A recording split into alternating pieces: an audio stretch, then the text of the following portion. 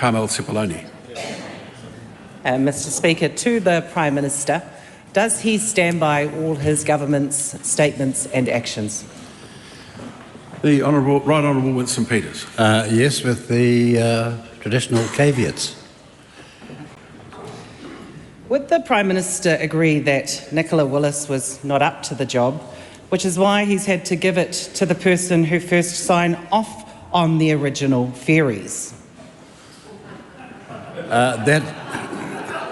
Those are seriously laughable questions.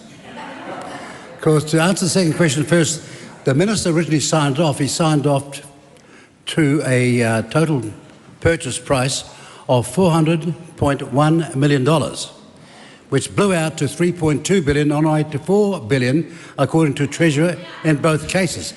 And the Minister, Nicholas, made the most compelling and brilliant decision when she cancelled the contract. Supplementary. No, just wait till your own side settles down.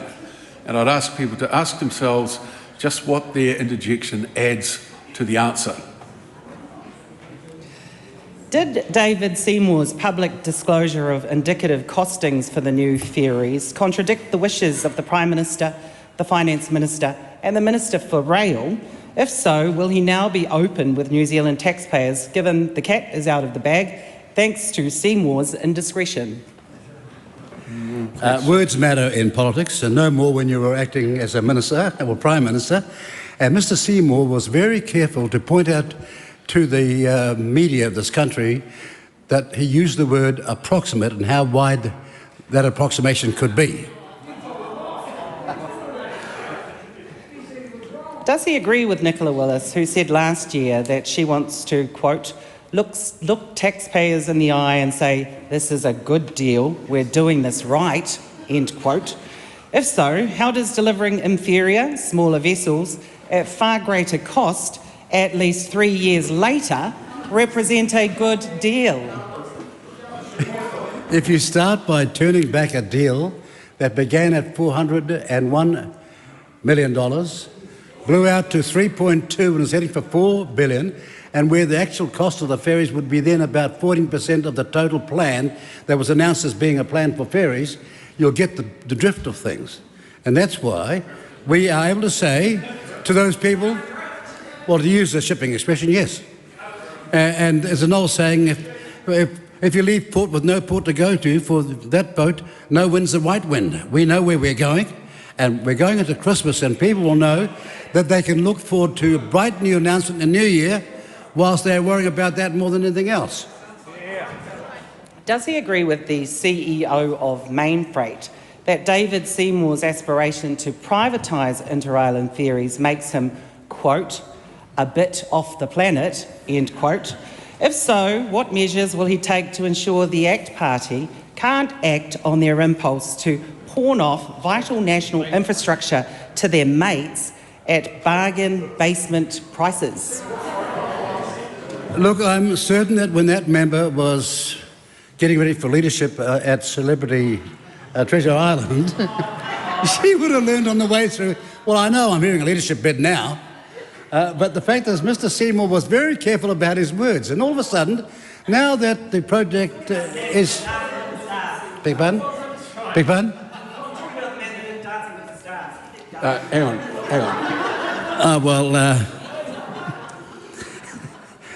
I thought that member came to ask a serious question, but the reality is, surely they did not think that the public could accept $4 billion of expenditure, particularly when there was so much wasteful expenditure of the period 2020 to 2023. And so we've got things back now where by the end of March or before, we'll be able to announce what the New Zealand people want, which is the appropriate vessels for the appropriate passage across the Cook Strait or elsewhere, and have it all ready in time, and having also, well, of course, elsewhere. Have you ever thought, I mean, this is a person who used to belong to a party called Labour, who knew what they were doing because they understood workers. I bet they've never talked to the maritime unions or anybody else, but we are, all in the space of the end of this week.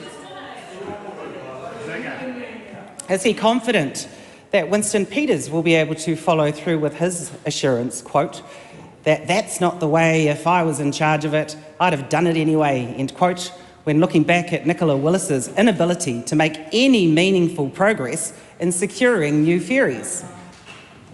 The reality is that the Minister of Finance was left with an awful prospect of something that we did not need and could not afford, and where what happened downtown was they were asked to get two ferries, and they decided, here's a chance to add every other good feel-good thing we want and make the taxpayer pay.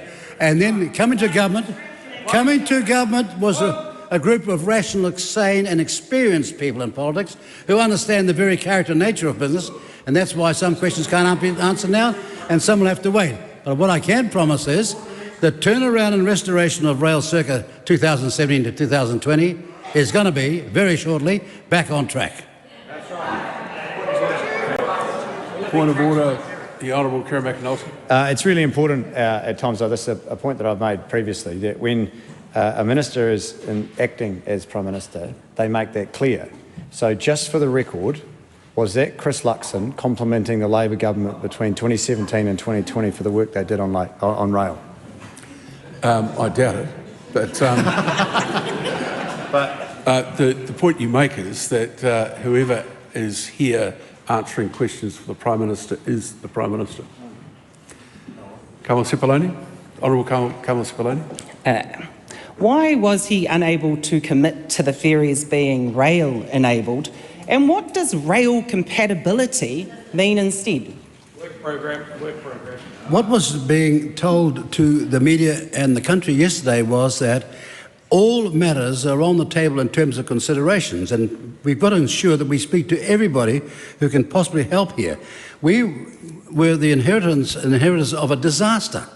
Can anyone seriously believe that $4 billion or worse was what the project should be about and what was needed to ensure rail, which is all over this country, and the... Beg your pardon? Now, hang on. Oh, you didn't agree to it? Oh, so Willie didn't agree to it. Well, that shows how impotent he was. He didn't agree, he's a front bencher, but they went ahead regardless. Now, Willie was the senior minister, he was the head of the Maori wing of the Labor Party, and now he tells me they weren't consulting with him, they never asked him and never listened to him.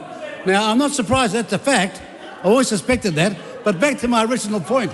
The reality of it all is that constraining ourselves on the answers that are dependent on future discussions and future negotiations is a critical part of being a responsible minister.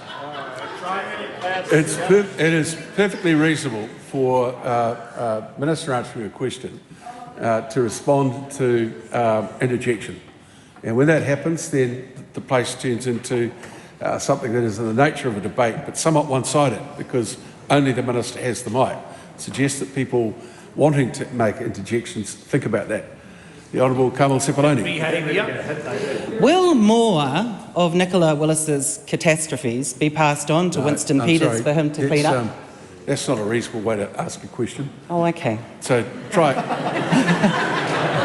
Yeah, well, please. I'm very pleased the member knew that. So please ask it again. Okay. Will more of Nicola Willis's responsibilities be passed on to Winston Peters to clean up? Perhaps some of the responsibilities like the rising unemployment rate, record company liquidations, and an anaemic economy ravaged by austerity? Well, I would point out that none of those things are direct responsibilities of a minister. Maybe under some other government. Well, could I just say that the three examples that the questioner used are all examples which were part of the inheritance that the present government received. And now we're being blamed for it. The reality is the Minister of Finance is doing a fine job at the moment. And I want to make it very clear, she shows all the signs of doing a fine job in the future in the most difficult of circumstances. And the last thing I want to say is I don't want to have a duel of wits with a whole lot of unarmed opponents.